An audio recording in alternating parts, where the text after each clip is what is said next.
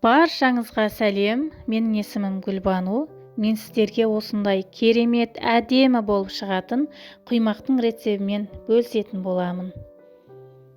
Қарасаңыздар, неткен әдемі. Ол үшін бізге 2 жұмыртқаға 3 ас қасық шекерді жақсылап араластырып аламыз. 1 келкі болғанша, одан ыстық сүт және 200 грамм ұн мен 200 грамм сүтті кезек-кезек араластырып отырамыз. Бірден салып жібермеңіздер ұнды, болмаса сүтті бірден құйып жібермеңіздер. Екеуін кезек-кезек араластырып отырыңыздар. Әдемі қою масса шығады.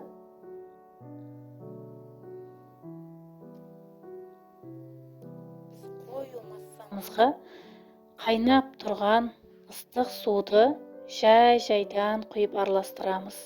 200 грамм суды, қайнаған су болу керек, кезек-кезек жай-жаймен араластырамыз.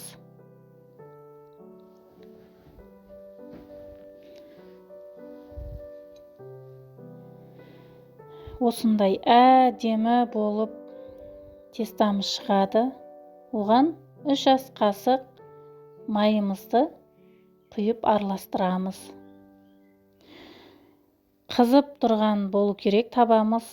Қызып тұрған табаға осылай құйып,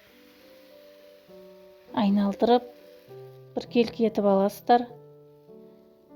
Бір беті қызарған соң, екінші бетін аударып пісіріп ала бересіздер.